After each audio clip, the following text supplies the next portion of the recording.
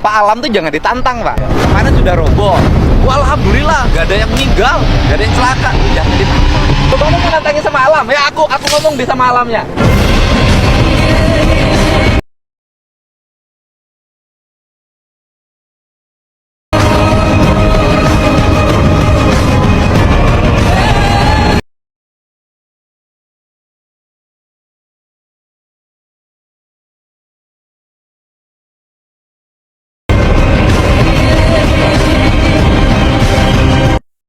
Kalau lihat video barusan, seakan-akan nih ya, Deddy Mulyadi itu sudah bisa berkomunikasi dengan alam. Begitu dekatnya dia dengan alam gitu. Seakan dia mengerti bahasa-bahasa alam, dan begitupun alam mampu merespon bahasa-bahasa dari Deddy Mulyadi. Itu simpulan yang saya ambil dari video barusan. Nah, ini kita akan berbicara terutama dengan tentang alam dan budaya leluhur nenek moyang kita Nusantara. Ada kaitannya nanti dengan longsor yang terjadi di pertambangan Gunung Kuda Cirebon. Jadi begini, kalian sempat bertanya-tanya nggak, kenapa penyebaran agama yang masuk ke Nusantara itu caranya misalkan lewat Wali Songo itu bukan dengan peperangan, ya kan? Cukup dengan datang, dengan berbicara, tetapi diterima dengan baik. Semua agama loh ya, diterima dengan baik di Nusantara begitu loh, tanpa ada konflik, tanpa ada perang begitu loh. Lain dengan negara-negara lain, ketika masuk menyebarkan satu agama di negara tertentu, biasanya ada perangnya begitu loh, ada konfliknya. Tapi di Nusantara ya baik-baik aja. Nah, ini ada kaitannya dengan alam yang ada di Nusantara. Orang Nusantara itu pada dasarnya tidak suka berkonflik, tidak suka berperang, begitu loh ya. Pada dasarnya ini ya, kalau ke perkembangannya nanti ada perang antar kerajaan, itu kan juga terpengaruh ya kan dengan budaya-budaya perang dari luar. Namun pada dasarnya secara kultur budaya, orang Nusantara itu sebenarnya tidak suka konflik, tidak suka perang. Itu disebabkan karena memang faktor alamnya yang sudah memadai. Ngapain gua harus perang, ngapain gua harus rebutan, misalkan ya, rebutan sumber mata air. Mungkin kalau di Timur Tengah sana orang harus berperang karena sumber mata airnya satu, harus diperebutkan, harus konflik. Tetapi di Nusantara, dia punya sumber mata air, ya gua juga di sini tinggal gali aja, nanti juga muncul mata air di sini.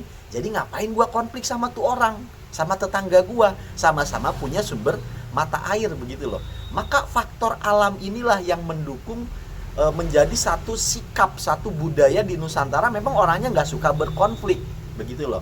Nah, kaitannya Deddy Mulyadi itu memang sepertinya dia ingin kembali membawa Nusantara ini ke budaya leluhur kita, kembali ke masa lalu gitu loh. Karena apa? Kita sudah tidak punya tujuan yang jelas. Ini kita mau ngebangun daerah, mau bangun negara dengan ala apa begitu loh. Ya udah, kita mundur aja ke belakang, pakai tata cara budaya leluhur kita. Itu sepertinya yang ingin dilakukan oleh Deddy Mulyadi itu seperti itu. Dan kalau kita juga bicara fakta dan sejarah tentang bagaimana budaya peradaban leluhur Nusantara itu, coba kita baca deh lah. Kita misalkan dari pendidikan lah ya. Misalkan Universitas Oxford di Inggris itu berdiri tahun berapa sih? Tahun 1096 Masehi kan. Coba kita komparasikan dengan Borobudur yang dibangun yaitu abad ke-8 ataupun abad ke-800. Di situ ada selisih sampai 209, hampir 300 tahun ya selisihnya. Itu artinya ketika peradaban barat baru akan maju di sistem pendidikan ya, dengan itu tadi ya, dengan Oxford University berdiri, itu 200 sebelumnya kita bukan lagi berbicara tentang pendidikan, tapi kita sudah menjalankan hasil pendidikan dengan apa? Itu tadi, kita sudah bisa bangun Borobudur.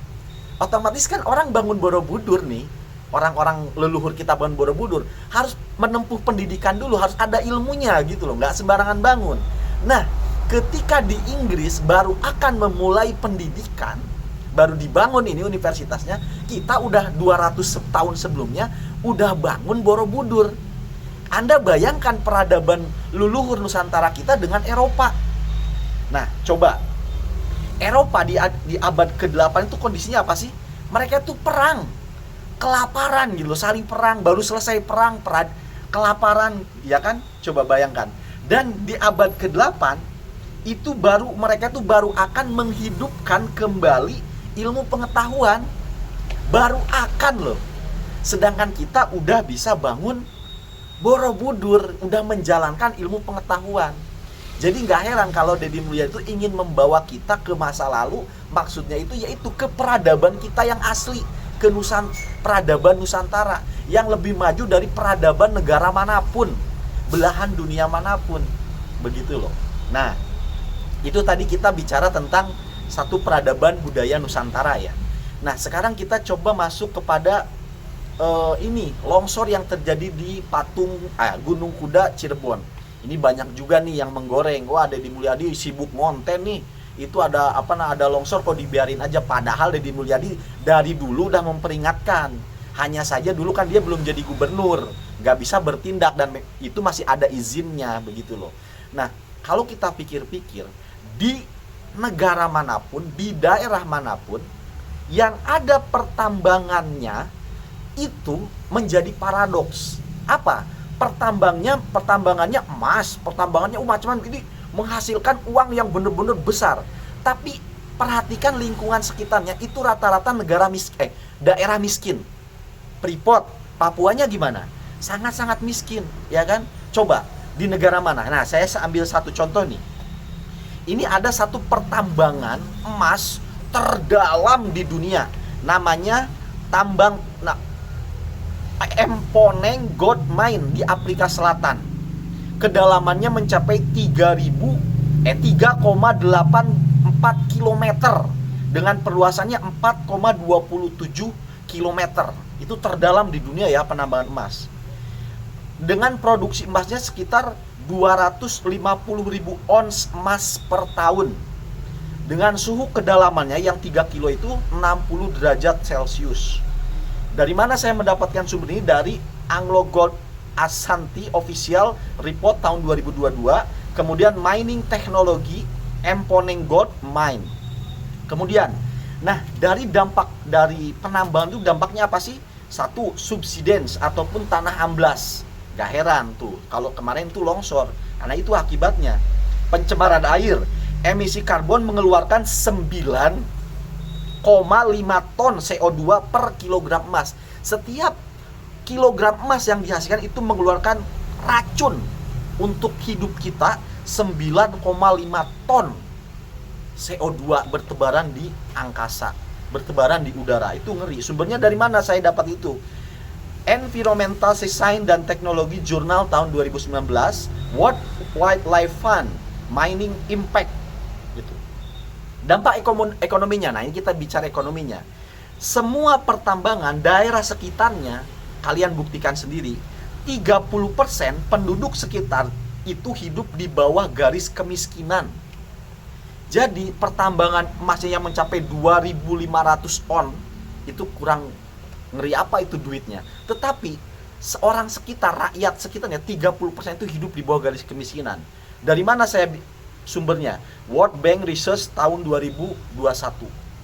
Nah, this is the deepest gold mine in the world, the Anglo Gold Ashanti Mponeng Gold Mine in South Africa. This gold mine is over 16,400 feet deep, taller than 10 Empire State Buildings stacked together. Because the mine is so deep, the temperatures inside are extreme, reaching a scorching 140 degrees Fahrenheit, far beyond what the human body can handle. The air is also very thin, with low oxygen levels, making it difficult to breathe normally. Miners must wear specially designed suits and carry oxygen tanks to work long hours in these harsh conditions. Since mining began in 1986, the Mponeng Gold Mine has provided the world with a steady supply of gold. Every year, workers extract about 17,600 pounds of gold, enough to fill a small swimming pool. Miners must be extremely cautious with every move they make, as even the smallest mistake can be deadly. If you were offered 1 gram of gold per day, would you want to work here? dari sini kita bisa belajar begitu loh. Bagaimana Deddy Mulyadi ingin membawa apa-apa daerah Jawa Barat yang mudah-mudahan nanti menjadi Indonesia, dia membawa Indonesia, itu belajar dari nenek moyang kita, dari leluhur kita yang sudah punya peradaban yang sangat tinggi. Ya begitulah caranya, dengan cara mencintai alam, begitu loh, mengembalikan kepada alam. Ini luar biasa sih Kang Deddy Mulyadi, saking cintanya dengan alam tuh sampai segitunya gitu loh. Ini luar biasa. Makanya nih, gak heran lah, saya juga kadang-kadang bertanya-tanya nih, kenapa ya para nabi itu kok diutusnya itu di mana? Di Timur Tengah gitu loh. Nggak di Indonesia gitu loh, nabi-nabi itu, ya kan? Ini saya berbicara agak-agak sedikit ngelantur nih. Ya mungkin aja karena memang orang-orang di Timur Tengah sana, ya Timur Tengah lah ya, termasuk misalkan Palestina, Israel, Irak dan lain sebagainya itu, karena peradabannya itu masih rendah begitu loh. Sedangkan Indonesia, Nusantara itu peradabannya sudah tinggi, sudah mengenal Tuhan, sudah mengenal peradaban, sudah berakhlak baik begitu loh. Makanya nggak heran diutusnya Nabi di sana, di umat yang paling rusak begitu loh.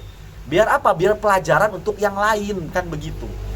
Ngapain Tuhan mengutus misalkan nabinya di Nusantara, orang-orangnya udah baik kok, peradabannya udah tinggi, ya utus biar Tuhan Maha Adil, ya utus dong di umat yang paling rusak begitu loh. Kalau ini kan udah peradaban, udah baik akhlaknya. Menyembahnya juga waktu itu menyembah Tuhan yang esa gitu loh. Lain dengan Timur Tengah, ada yang nyembah sapi ya kan, ada yang nyembah patung, wah macem-macem. Kayak Yunani masih nyembah dewa ini, wah Zeus apa gitu loh. Nusantara kalau kamu pelajari itu menyembah Tuhan yang esa loh. Makanya mungkin aja ini jawaban kenapa Tuhan mengutus nabinya itu tidak di Nusantara, karena Nusantara sudah berperadaban tinggi. Ayo kembalikan Nusantara seperti era lampau, menjadi peradaban yang terbaik, yang paling maju di dunia. Terima kasih karena sudah menyimak, semoga bermanfaat.